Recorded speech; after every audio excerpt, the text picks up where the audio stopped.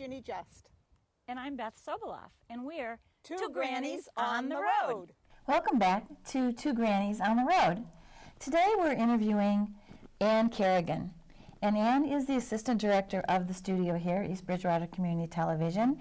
And she's also the hostess of the Ghost Chronicles Next Generation, which airs live on one Wednesday night a month, right, at 7 o'clock. Mm-hmm. And then also on the other 3 Wednesdays of the month, they do a broadcast on TogiNet. TogiNet, yes, an internet radio. So welcome, Ann. Thank you. I'm excited to be here. It's good to have you here. It's strange sitting in this seat. I usually direct, so I'm in a different role today, especially with our show. Yeah. Can you tell us a little bit about what your work history has been? Because I know that you're technically a baby boomer, mm-hmm. as are we, but you're on the far end and we're on the other end. So can you tell us a little bit about your work experience? Sure. I've worn a number of different hats in my lifetime, and started out in the administrative world. You know, my mom, who I love dearly and miss dearly, said to me when I didn't know what I wanted to do with my life, she said, well, learn how to be a secretary, you'll always have a job, and then when you get married and you have babies, your husband will support you. Yes, I know. Boy, what a rude awakening I had. So that's but that's how she was raised, you know. Yeah. I was a late in life baby. She was born in 25, and that's what she knew. So by the time I rolled around, women had a real different role. So I did go to school. I became a secretary. I worked in the old Brockton Savings Bank for a number of years. That's how I started my career. Then I moved into the real estate closing market, and then did indeed have a baby, and thought I would stay home with that baby. Ha ha ha. That lasted a year. So ended up back in that administrative realm. But after a while, I really liked to cook, and decided I'd like to go back to school for culinary arts. So I did that for a couple of years. I got my degree, and then I tried working in the field as a young mom with 2 kids. Actually, not so young at the time that I went to it. I was probably around 38 when I entered that whole foray. Well, I know, but to start in a new profession and reinvent, Mm-hmm. We talk about that a lot on this show. Mm-hmm. It's hard work. It's very hard work, and to try and juggle the family life and the hard work and working weekends and nights, it wasn't happening. So as much as I loved it, it wasn't what I thought, I guess. Mm-hmm. And so went back into the administrative world, but I had started working here at East Bridgewater Community Television, not working, but working as a producer. I was producing a show because I'm a face painter. I've always kind of been a face painter on the side, which is another little hat I wear. And I had done that for quite a while, and I said, well, I want to produce a show on East Bridgewater Community Television about face painting. So I started doing that, and I learned how to edit. And I kind of fell in love with the whole editing process, the television production. So when a part-time job came up here, I applied, and I was hired, and eventually went to be full-time. And now, I've been here 8 or 9 years, I think, at this point, and I love it. And it's always different.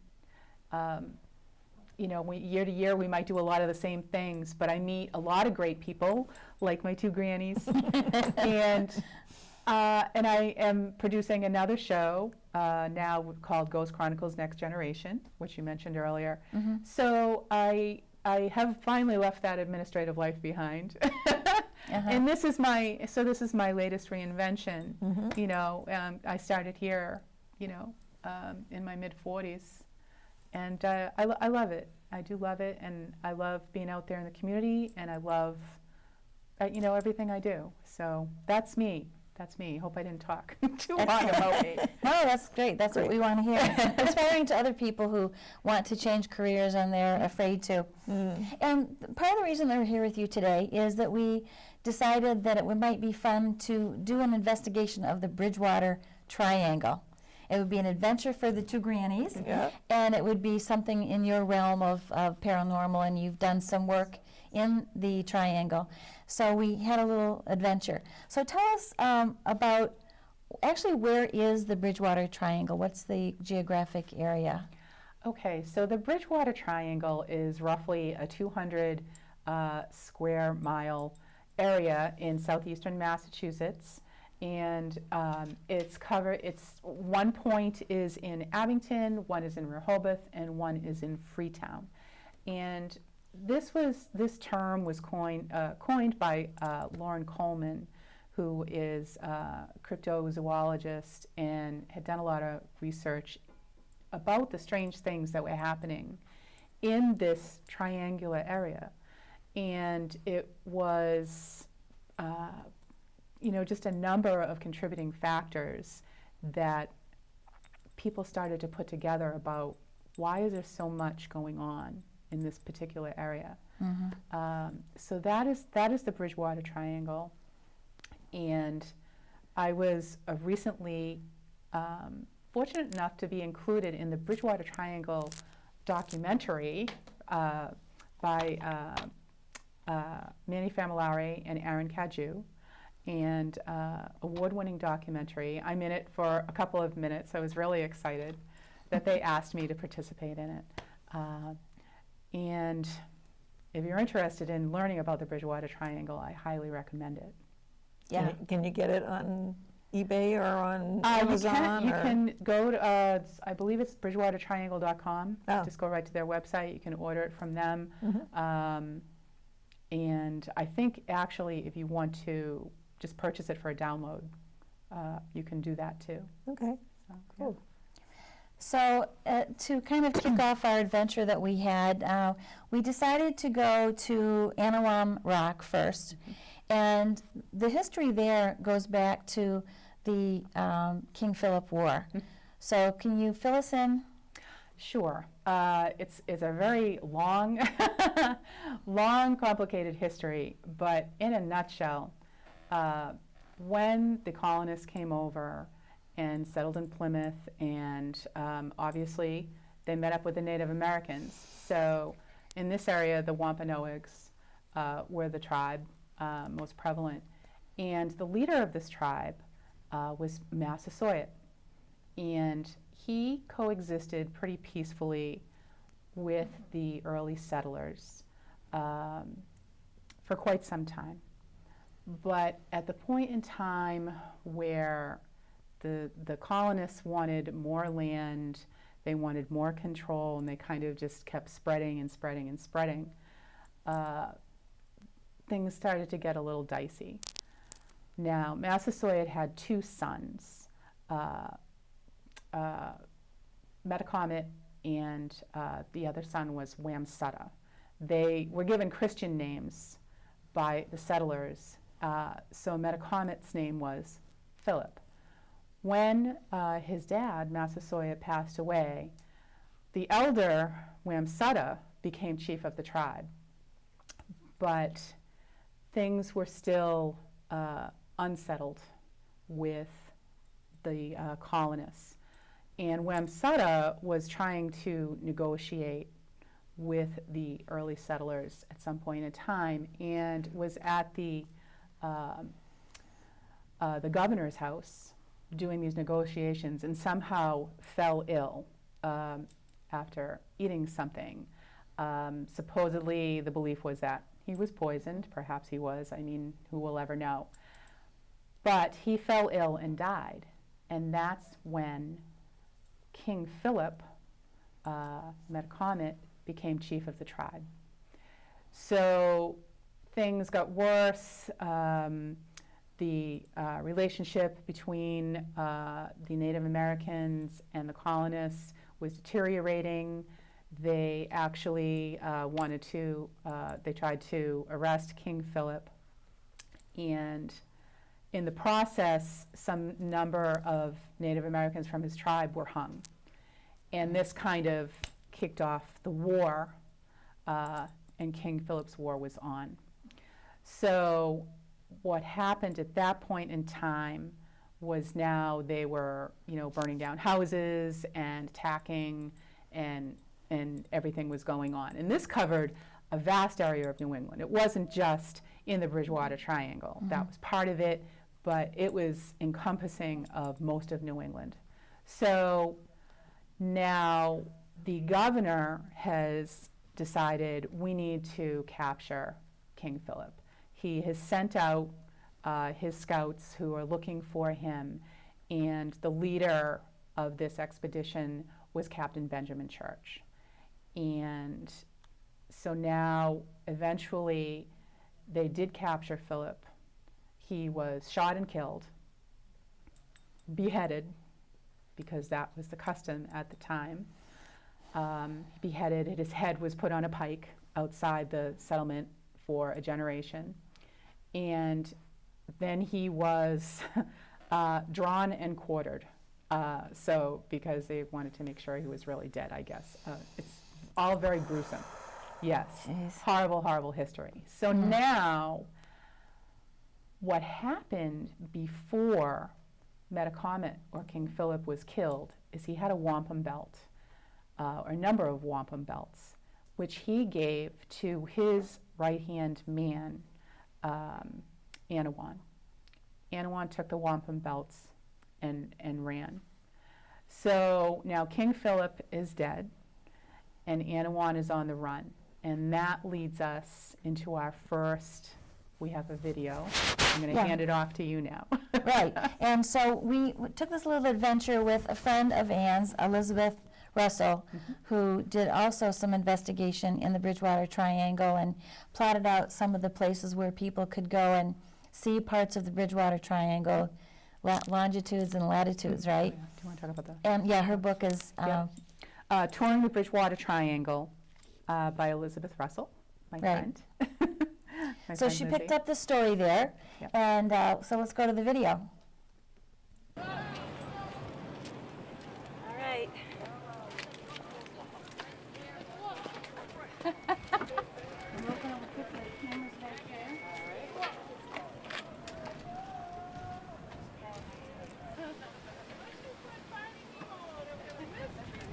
All right.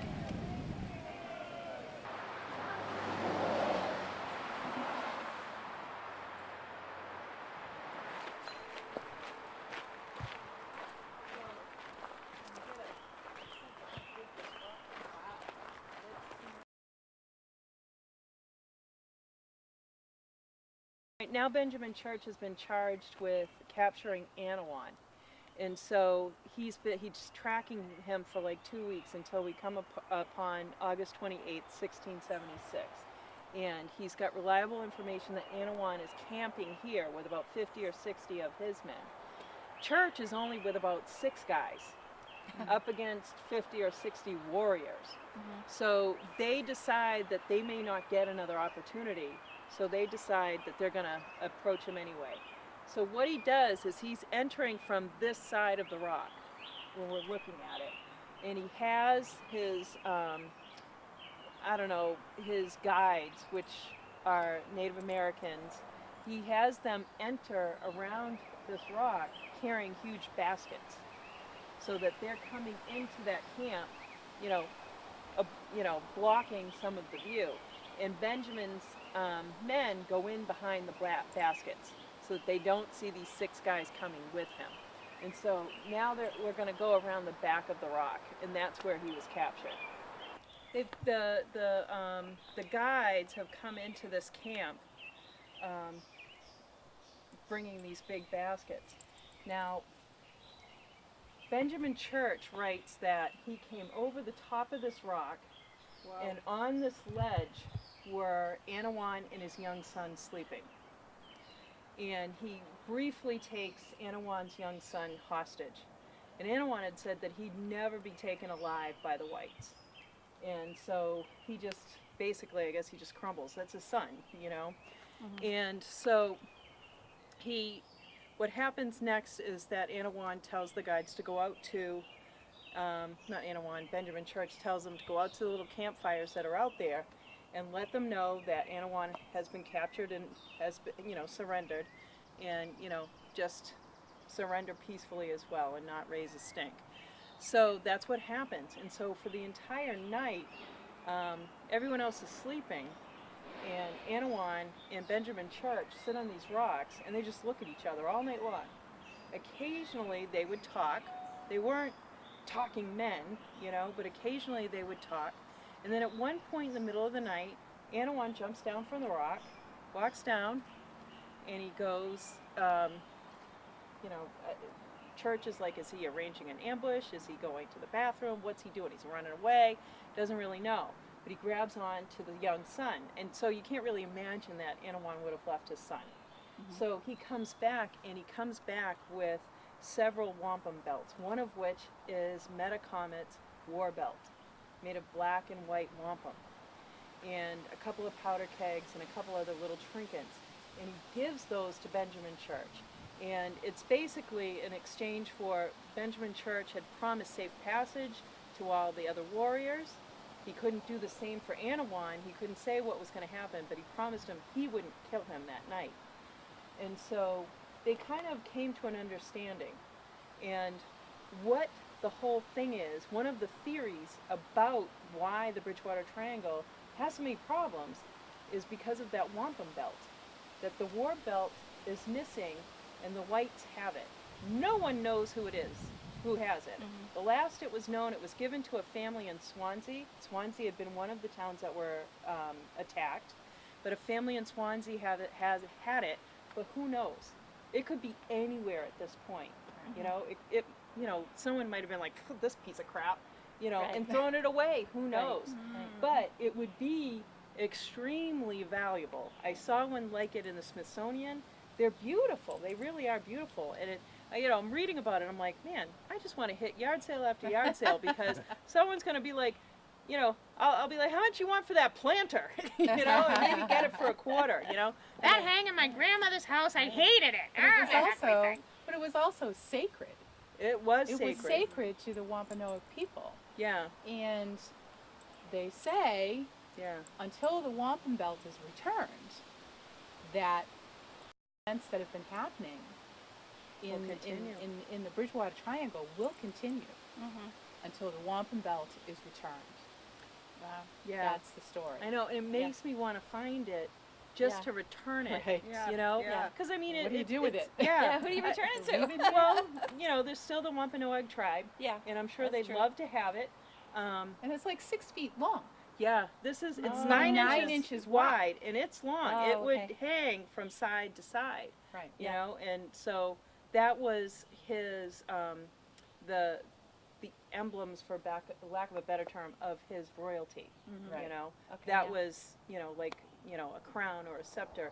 That was the wampum belt and those powder horns. So, and this is where he was captured. So there is a hole, and I know where it is, but I'm not going to tell you. But there was a hole where Anawan went and pulled that out of. So he must Okay. have hid it there. Maybe he hid it there when they made camp. You know, he took Yeah. it off his nephew the day he was killed. Who knows, you know, but that was the last time it was seen. What happened to his son? The son, I'm not sure, but I do know what happened to Anawan. So Church turned Anawan over to Plymouth Colony. He went on to his next job or mission or whatever, and was coming back through, and there was Anawan's head on a pike. Yeah. And so that was the end of the story for Anawan. Most likely he was sold into slavery as well because Prince Philip, Metacomet's wife Yeah. and child, were sold into slavery. And they Well, went to the he didn't- East Indies. Yeah, but he didn't. He would have gone without his head. It was on a Oh, pike. no, It was on a. she's No, I talking meant about the his son. son. Oh, the sun. Yeah, The yeah, son. yeah, yeah. That could have been likely. And I'm thinking West Indies. My family descends from the West Indies. Who knows? Maybe I'm a Wampanoag and I don't even know it.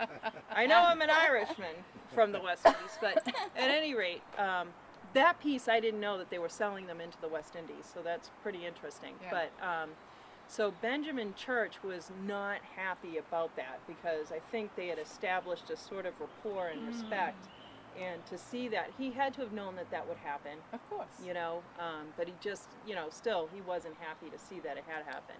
Now, the thing about what goes on here, people have reported hearing drumming, which I can buy, you know, they were camped here, you know, for the night, so maybe they were drumming. People have reported hearing ayahuasca, but they weren't standing and fighting here. So that was fun. And it was very interesting. But, I mean, we didn't see any okay, I can't say it. Pugwuggles. Pugwudgies. Puckwudgies. What are they? Puckwudgies. This is funny because we talked about a number of things that happened in the Triangle. There's all kinds of crazy stuff that goes on. But one of the things, not so much at Anawan Rock, but at Profile Rock, which is in the Freetown State Forest. And Freetown, Profile Rock is where King Philip gave the wampum belts to Anawan.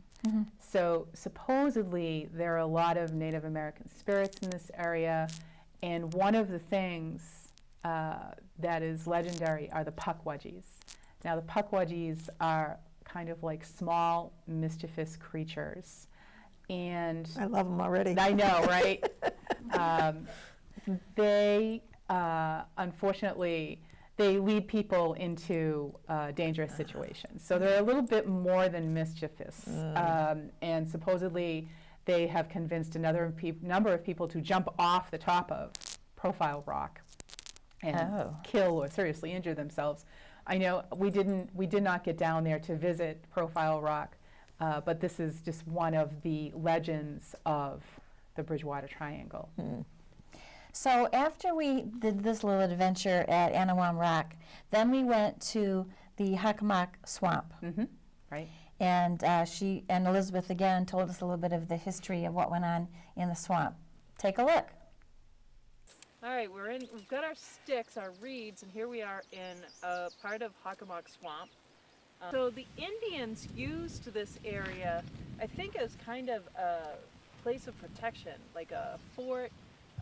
They lived through here, they would gather here, and the English settlers stayed away from this area. So it probably, I'm sure it served as a great place to hide out at times during the King Philip War, and other times when they were attacking the English settlers. So there are reports as early as 1721 or 23 of UFO sightings. And it was two guys in a canoe, settlers in a canoe, and they didn't have planes back then, so what the heck would it be that they were seeing in the sky? So, That was just a bird. yeah. Not a bird, but, you know, something more significant that they couldn't explain away. Gosh, I think 1997, 1999 was probably the most recent one. A woman saw the lights coming in the sky, and they were not acting like regular planes, kind of hovering, and then they just took off. And when they left the area, on came the black helicopters, the you know, legendary proverbial black helicopters. I don't know if they make them in other colors, you know. I've seen other colors in other states, but it seems like in Massachusetts, any helicopter in the sky has to be black automatically. So, but I mean, if it's something unknown, why wouldn't helicopters be chasing it? Right. So, and they've had giant snakes in here. Not a fan of snakes, giant or small. Yes. All Big kinds as, of- as big as stovepipes around, Yeah. right? Yeah, But pretty big. cryptoids, Yeah. all these strange creatures fall into that cryptoid heading, you know, and Or- like, Or my Friday night date. yeah, Same thing. and like, you know, thunderbirds. Where are you getting your dates? And of course, Bigfoot. Yeah. Yeah. has been cited. Sasquatch or Yeah. I don't, whatever they Sasquatch. call Well, it. okay. But 1978, Joe DeAndrade, which you probably saw in the Bridgewater Triangle documentary, Yes. saw a Bigfoot not too far off. I think he said 200 yards away from him. And, I think at 200 yards, that's 600 feet. That's close enough to be like, what the heck is that? Mm-hmm. And, not seeing enough detail. I mean, he went back, came back multiple times, and I think he's still looking for it. I don't want to find it. Yeah. Let the thing do what it wants to do, Yeah. I mean, I'm not a cryptozoologist kind of fan. It's not my thing. Yeah. But I don't know, maybe I'm naive, maybe I'm hopeful, or just open-minded, but I think it's plausible. I mean, I think there could be things under our noses that we, don't know. I mean, and that's another thing that they've seen here, Huge like birds, these giant yeah. birds Giant that were birds. like pterodactyl-like, Yep. Yes.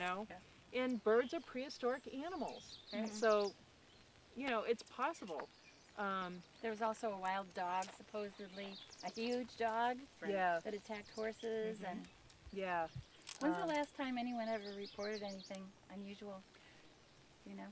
Nah, I think it was 1999 or 1997. I think his name was Okay. Joe Baker, and he also saw what he thought was a Bigfoot. And he said he was close enough to smell it, and it smelled like a skunk, and it was musty. And Oh, he was in a canoe, and he felt something following him. Is that right? I think so, yeah. Yeah. And he That was in the died in movie. 2001 and went to, his grave, insisting that that's what he saw. Well, I was hoping that Bigfoot would show himself today, but I guess think not. he's behind the camera.